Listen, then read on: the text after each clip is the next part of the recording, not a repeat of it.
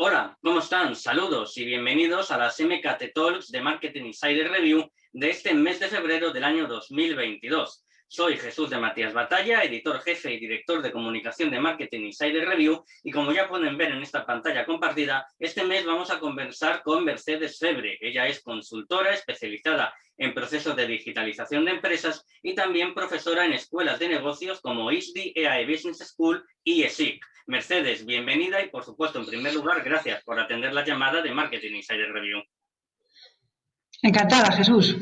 Esta no es la primera vez que hablamos contigo. De hecho, en octubre del 2020 te entrevistamos para la edición web, para nuestra página web, y en aquella entrevista, en aquella ocasión, destacamos algunos titulares, entre ellos que decías que la digitalización no es una opción para las empresas, sino que es una obligación dado el contexto actual que vivimos. Llevamos 2 años de pandemia, ha pasado más o menos 1 año y medio aproximadamente desde aquella entrevista. ¿Qué es lo que le dirías o qué mensaje trasladarías a aquellas empresas que después de este tiempo no vean que la digitalización ya no es una opción, como decías por aquel entonces? Sí, como decías, efectivamente, Jesús, cada vez es más claro. Y bueno, ya sabes que yo soy de ciencias y que me gusta siempre cuantificar las cosas. Y si nos fijamos en los últimos datos de Statista del año 2021, el negocio del online lleva ya 6.400 billones de dólares, o sea, 6.4 millones de millones, es un montón, que eso equivale, son tantos ceros que nos podemos perder, a más de 5 veces el PIB de España del año pasado. Entonces no es algo pequeño, es que está creciendo cada vez más.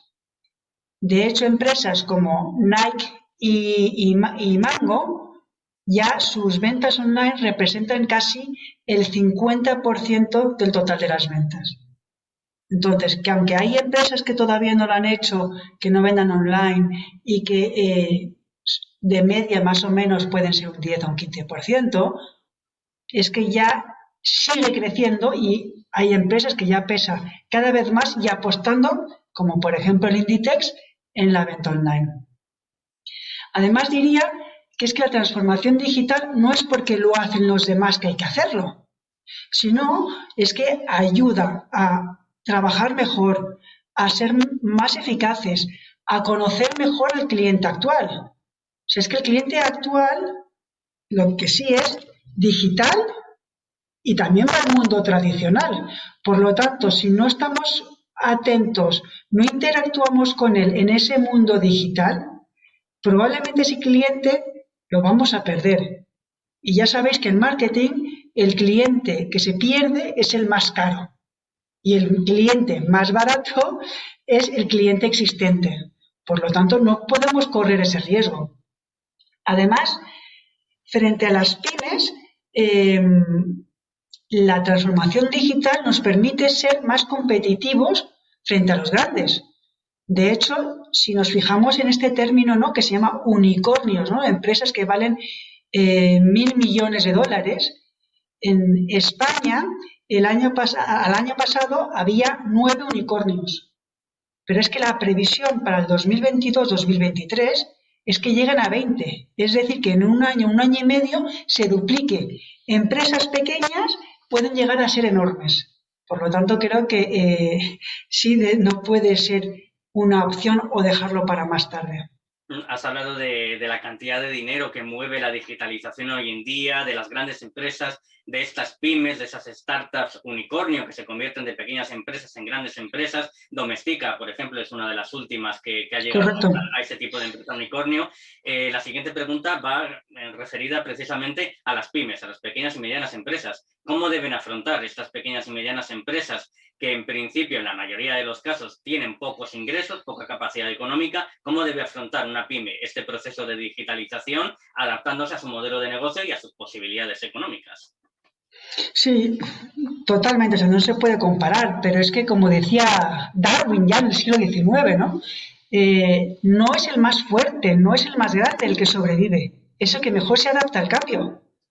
Entonces, gracias a esa transformación en la que el coste de la tecnología cada vez es más barato y los conocimientos necesarios. Hay opciones que no permiten grandes conocimientos, que no permiten o que no necesitan altos conocimientos de tecnología, pues hoy en día una pyme, por ejemplo, si quiere vender online, puede utilizar soluciones de plataformas gratuitas como WordPress o incluso poder montar una tienda online en una tarde con Shopify. O si ni siquiera ha empezado a vender con WhatsApp Business o vendiendo en Marketplace, con lo cual para las pymes hay un montón de soluciones que requieren mucho menor desarrollo, apuesta económica. Lo que tiene que hacer también es reinventarse, repensar su modelo de negocio. Antes la estrategia era mucho más enfocada al producto. Hoy en día es que tiene que estar el cliente en el centro. Tenemos que saber cómo vamos a interactuar con él, ¿no? Ahora que tenemos modelo tradicional, modelo digital, cuáles son sus necesidades, cómo va a ser ese user experience, ¿no? Y sobre todo, algo que sea escalable. Lo que no puedo hacer es poner un parche y ya está, o lanzar una web y no hacerle caso. Esto es como cuando tienes un escaparate. Cuando tenías un escaparate en el mundo tradicional, lo tienes que ir moviendo. El personal tiene que seguir atrayendo. No por tener una tienda, esto ya está. Esto no es una cuestión de le doy a un check y ya está. Después diría que sería importante explorar, que no es lo mismo que explotar.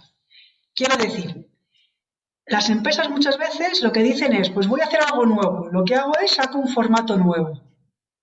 Eso no es transformarse. Hay que explorar cosas nuevas. Y para hacer esas cosas nuevas no hay que esperar o hacerlo demasiado rápido o esperar a tenerlo todo controlado, ¿no? Es lo que se llama muchas veces en estrategia el producto mínimo viable. Hacer pequeños lanzamientos de pequeñas funcionalidades que funcionen e ir testeando y midiendo si va funcionando. Y una vez que vemos que va funcionando, ya quizás ir añadiendo nuevas funcionalidades. Yo diría que en esa transformación el mayor problema para las pymes es la gestión del cambio. ¿Por qué? Porque hay menos personas y suele haber la figura del dueño y quizás un ayudante. Lo que tiene que funcionar y que realmente está demostrado que funciona es que haya equipos o funcionamientos lo que se llaman multidisciplinares, es decir, el dueño con alguien junior, el de operaciones con el de marketing, incluso edades. O sea, la gente senior tiene mayor visión de negocio, pero necesitas a gente junior para que tenga esa visión fresca. E incluso las nuevas tendencias de organización a nivel transformación te dice que en vez de trabajar por horarios, por jornadas, se trabaje por proyectos. Si hay menos proyectos no hay necesidad de estar 8 horas, pero si necesitas hacer un lanzamiento quizás necesitas más horas. Para terminar, yo creo que para las pymes es fundamental empujar, voy a decir una cosa que puede sorprender, a fracasar. Lo que quiere decir que eso, a fracasar rápido para corregir rápido. Si no pruebo, no sé si voy a tener éxito en algo nuevo. Eso ya lo decía David Kelly, que es el fundador de lo que se llama el Design Thinking. En lo que hacía era, hago muchas pruebas, voy midiendo. ¿Por qué? Porque lo que me funcione, lo detecto y lo puedo potenciar. Y lo que no funciona, lo detecto y si lo puedo corregir, genial, y si no lo puedo corregir, lo quito del surtido o incluso tengo que parar. A mí eso me ha pasado cuando he trabajado en Amazon. He tenido que, con clientes, decidieron parar, hacerlo bien y una vez que ya lo tengo listo y sé cómo hacerlo, ya volver a vender a tope. Por lo tanto, para concluir diría, primero, estrategia foco en el cliente. 2, probar. No tengamos miedo. Y 3, medir.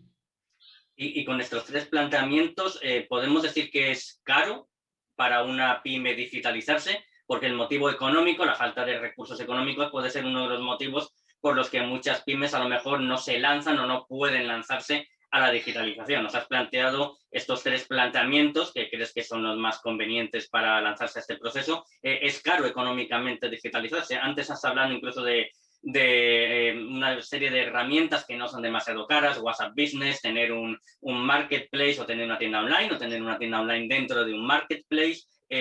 ¿Puede ser el motivo económico algo equivocado pensar que es caro digitalizarse para que una pyme no lo haga? Totalmente, o sea que por supuesto que hay soluciones carísimas, pero por supuesto hay soluciones gratuitas, WhatsApp Business, y que son totalmente adaptables al negocio pyme. Lo que no funciona, por mucho que sea barato, si no tengo un modelo de negocio adaptado para este modelo digital, por mucho que sea barato, me va a salir caro. Entonces, por eso yo ahí diría que lo barato puede ser caro si no sabemos cómo utilizarlo. Hemos hablado de empresas, también toca hablar un poco de sectores, ya que al final la economía se divide en empresas que están dentro de estos sectores. En el planteamiento general en España, aunque no profundicemos demasiado en ello, ¿nos puedes comentar, a tu juicio, cuáles pueden ser aquellos sectores que deberían estar muy digitalizados o totalmente digitalizados y que a lo mejor tengan algún tipo de carencias que no les permitan estarlo como deberían?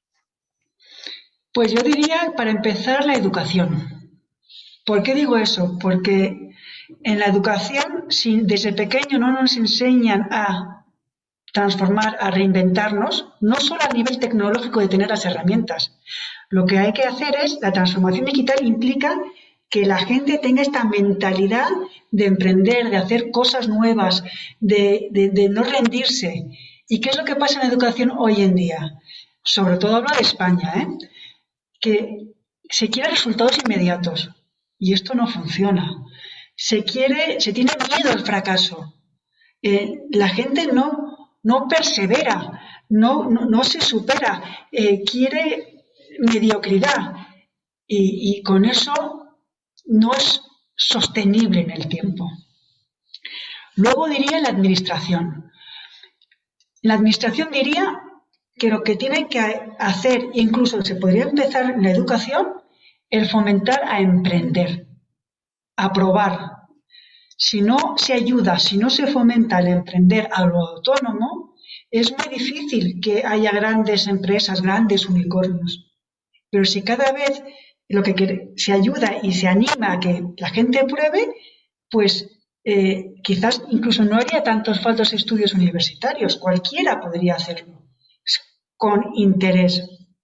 Por supuesto, también habría que ayudar a esa industria, que a día de hoy es la mayoría de la economía española, para transformarse también, que también gracias a las startups es una competencia leal y liberal. Te diría que, por ejemplo, si nos fijamos en las bancas o el negocio financiero, estamos viviendo que están transformándose a lo grande, ¿no? De hecho, si nos fijamos en el sector fintech, de las 10 empresas que se han transformado, 7 han sido el año pasado, en 2021. Y sobre todo tenemos que pensar que hay nuevos segmentos en la economía. Por ejemplo, lo que está muy de moda ahora que se llama la Silver Economy, ¿no? La Silver Economy, que sería para la gente de la edad de mayores, dice que para el 2050, quédate con esto, Jesús, en el 2050 el 50% de la población tendrá más de 50 años. Es una población que no es nativa digital y que tiene mayor propiedad y mayores recursos que los millennials. Entonces, ¿por qué no enfocar no solo en esa obsesión, porque tiene que ser todo para millennials, sino también por donde va a estar la mayoría de la población? Son ideas que suelto. Y en el lado opuesto, yo diría que los que están más avanzados, porque siempre hay que fijarse, yo me gusta aprender de todos, de los que van bien y de los que van menos bien, si pudiera decirse, ¿no? Por supuesto, la tecnología, y los que se han puesto mucho las pilas es el sector del transporte, ¿no? El sector de la última milla, que gracias a la tecnología han sabido optimizar sus recursos y ofrecer soluciones muy eficientes para las empresas a nivel terciario y a nivel cliente. Dentro de estos sectores, de este panorama un poco genérico que has mostrado, has mencionado la educación y precisamente al inicio de la entrevista hemos dicho que eres profesora en escuelas de negocios como ISDI, EAE Business School y también en SIC. Esta faceta tuya como profesora en escuelas de negocio, ¿cómo complementa tu trabajo de consultoría? ¿Cómo se relacionan? Pues muy buena pregunta. Yo la verdad es que no podría quitar mi formación académica y mi formación a día de hoy seguir en el mundo activo, ¿no? ¿Por qué? Porque me hace estar muy cercana a las necesidades del cliente actual, sea alumno, sea empresa, me hace estar muy al día, por lo tanto puedo ofrecer soluciones no solo con mis 25 años de experiencia, sino estar pensando en cosas nuevas que podrían funcionar, ¿no? Es más, como sabrás, estoy haciendo también un doctorado y está siendo un reto importantísimo, que a pesar del esfuerzo, que lo es, lo estoy aportando también conocimientos y rigor científico a las clases en los grados, en los másters y en el mundo laboral. Es más, creo que hacer un doctorado me va a permitir tener una formación mejor académica y con una visión también en el mundo laboral. Por lo tanto, complementario total. Claro, precisamente digitalización, mundo de la empresa, liderazgo, son tres de los ámbitos, tres de los temas en los que estás especializada en estas escuelas de negocios, son parte de las temáticas de tus asignaturas.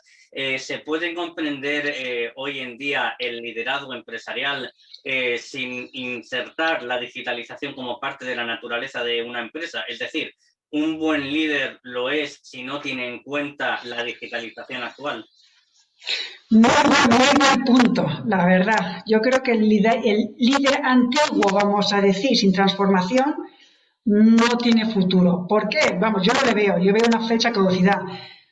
Porque es que su cliente actual, como hemos dicho antes, está tanto en digital como en el mundo tradicional, en el mundo offline. Si yo descuido esa parte, no voy a ser capaz de entender y de servir a ese cliente. Entonces, no va a funcionar.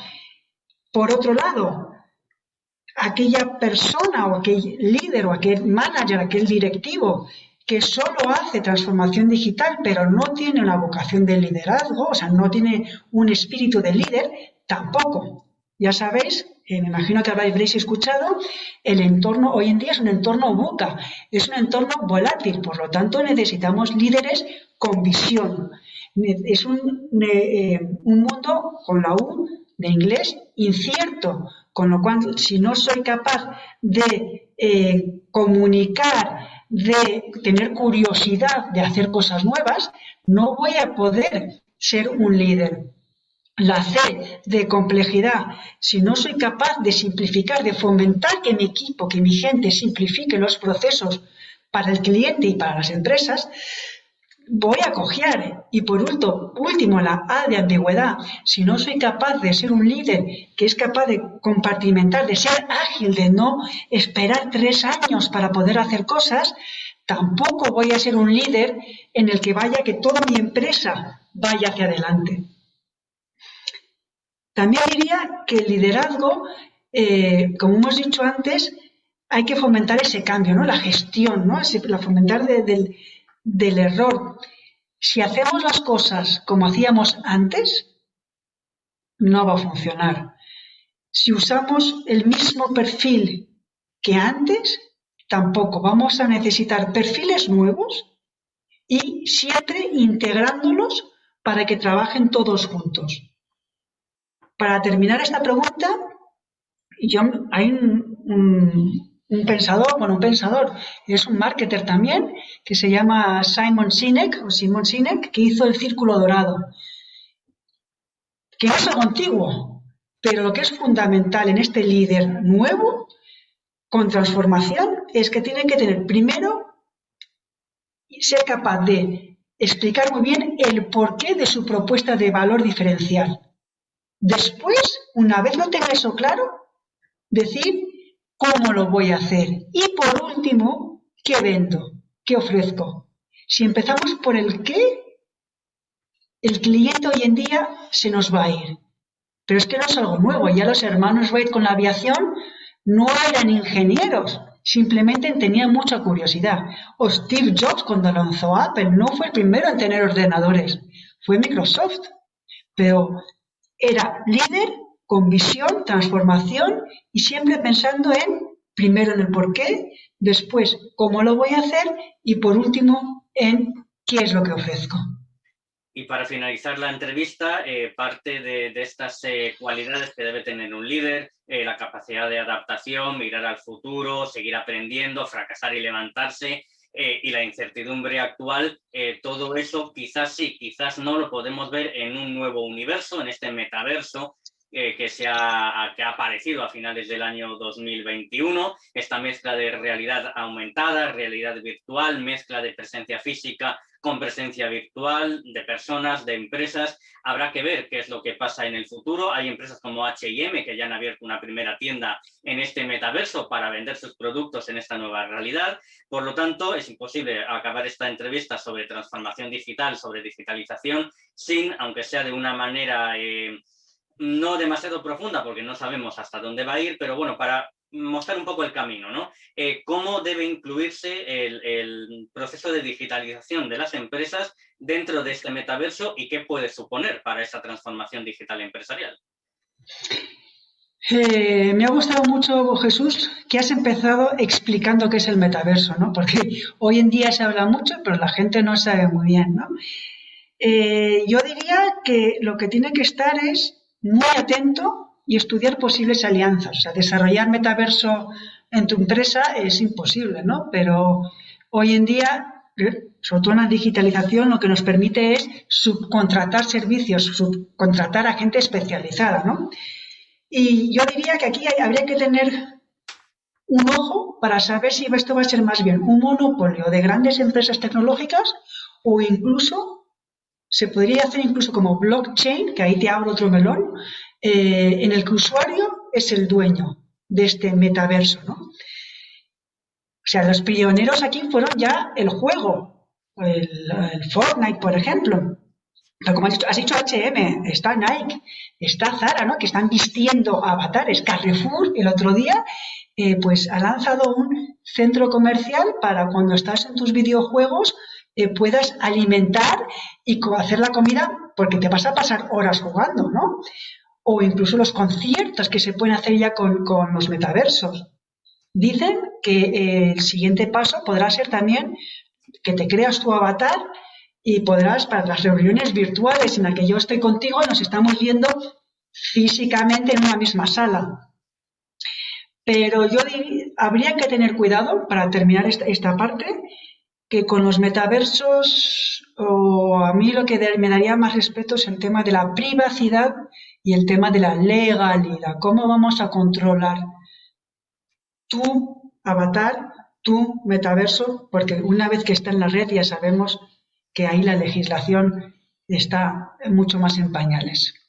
Sí, esa es una de las máximas preocupaciones. Hemos visto recientemente cómo Mark Zuckerberg decía que si las empresas europeas, la Unión Europea no permitía que Instagram y Facebook gestionaran los datos desde Estados Unidos, aunque fueran de usuarios europeos, que cerraba estas redes sociales. Entonces es verdad que las posibilidades que hay actualmente con el metaverso pueden ser fantásticas, pueden ser muy duraderas en el tiempo, pero está esa otra parte de quién va a gestionar nuestros datos. Al final es verdad que los datos los ofrecemos nosotros mismos. Nadie nos obliga a tener una cuenta de Gmail, nadie nos obliga a tener una cuenta de Facebook, nadie nos obligará a estar en el metaverso, pero una vez que estemos van a estar nuestros datos, los que nosotros queramos, y obviamente dentro de esto que parece algo mágico, algo divertido, algo virtual, algo que es como un juego, bueno, puede parecer eso, pero al final es algo muy real, estarán nuestros datos, estaremos expuestos a una nueva realidad, mezcla de varias realidades, y posiblemente más allá de la digitalización y de cómo las empresas y los ciudadanos entremos en el metaverso, como comentas, Mercedes, la tarea de la privacidad, quién va a gestionar nuestros datos y cómo lo va a hacer, si lo van a vender o no, esa puede ser una de las mayores preocupaciones de esta nueva realidad que, bueno, suponemos que se irá gestionando y al final pues será posiblemente una lucha de poderes entre legisladores y empresas, como es básicamente cualquier tipo de nuevas plataformas y de nuevas empresas que siempre pues actúan como lobbies e intentan obviamente defender sus intereses, y los gobiernos legalmente pues deberán atender a los intereses de todos. Entonces esa es una muy buena reflexión que te agradecemos, Mercedes, desde Marketing Insider Review. Tener cuidado con qué va a pasar con los datos y la privacidad de las personas y de las empresas en este nuevo metaverso, que puede tener muchísimas posibilidades. Habrá que ir poco a poco gestionando la presencia de todas estas empresas, como dices, Nike vistiendo avatares de personajes de Fortnite. Eso como un pequeño comienzo. Habrá que ver qué pasa en el futuro y cómo deberán las empresas de todo tipo